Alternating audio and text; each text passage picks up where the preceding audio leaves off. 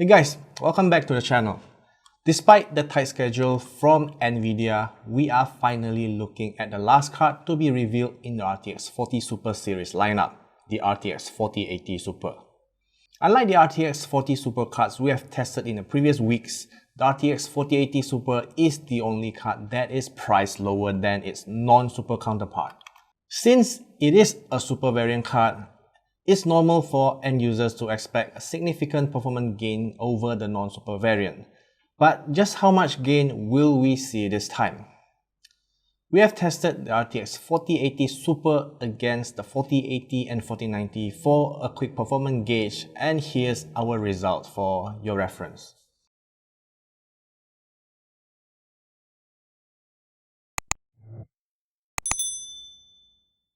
So this time we have the RTX 4080 Super Founders Edition for the test. And design-wise, it is just as big as the 4080 Founders Edition. The color scheme is in line with the 4070 Super Founders Edition, which has a darker tone for the cooler, but the GeForce logo actually lights up on this model. And the power supply requirements remain the same, which is a minimum of 750 watts.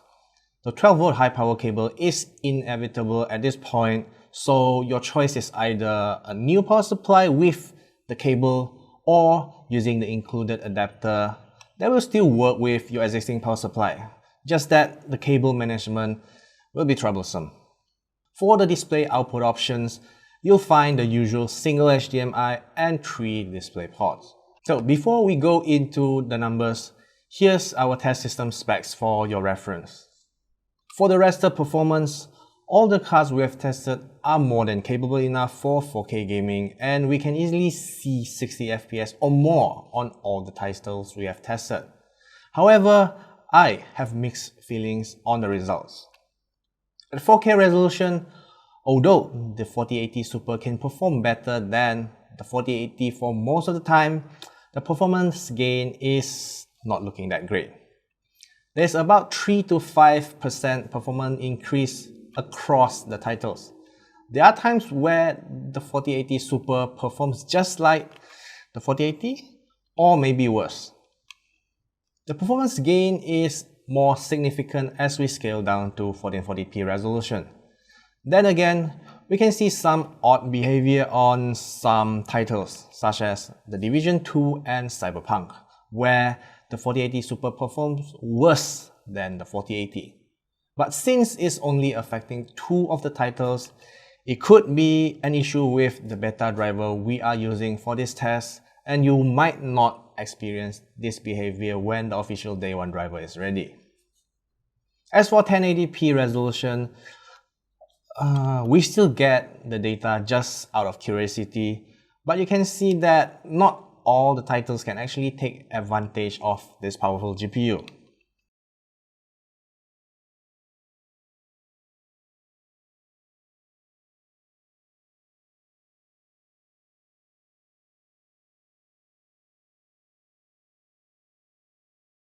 Now moving on to the ray tracing performance.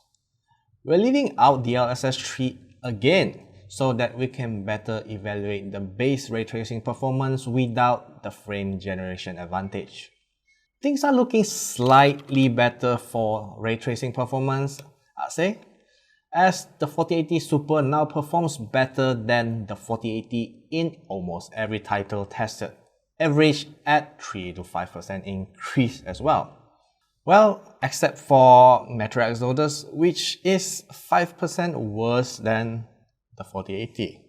At 1440p and 1080p resolution, the 4080 Super performs just like the 4080, or maybe worse in titles like Far Cry 6, Watch Dogs Legion, Avatar Frontiers of Pandora, and Cyberpunk.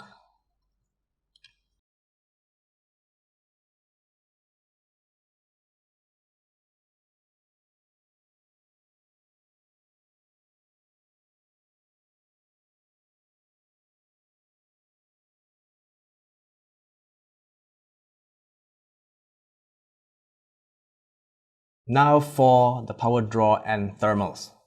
Despite having similar cooler design, the 4080 Super Founders Edition actually has a higher load temperature at about 69 degrees Celsius, which is about 4 degrees Celsius higher than the 4080 Founders Edition.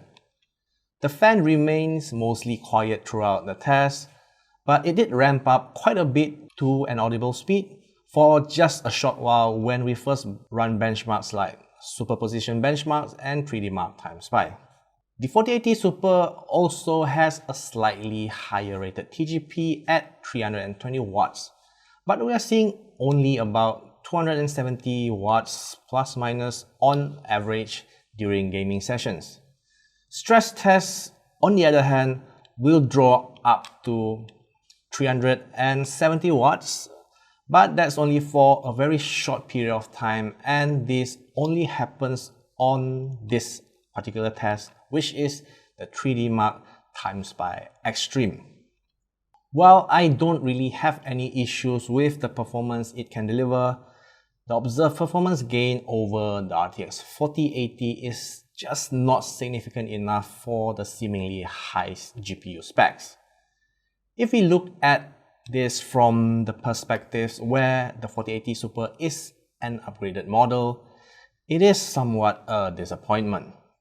The redeeming point, however, is the lower launch price of $999 instead of almost $1,200, which I think is a much more proper price compared to what we've seen in the past.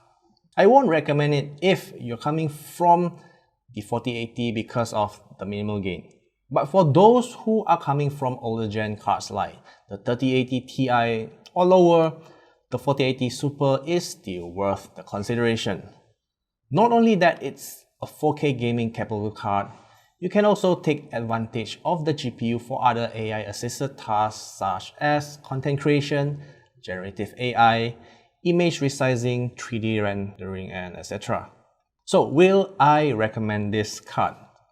Honestly, it's very hard to recommend just like that because of the price discrepancy depending on which area you're from. If you're able to find the 4080 at a much lower price than the 4080 Super, then sure, just go for the 4080 because it's much more cheaper and has a better value. As for those who can actually find the 4080 Super at MSRP, it'll make more sense for you to get it then. And that's all for the RTX 40 Super Series cards for now. What's your take on Nvidia's decision to launch the RTX 40 Super Series cards this time? Let us know your thoughts in the comment section down below, and I'll see you guys in the next one.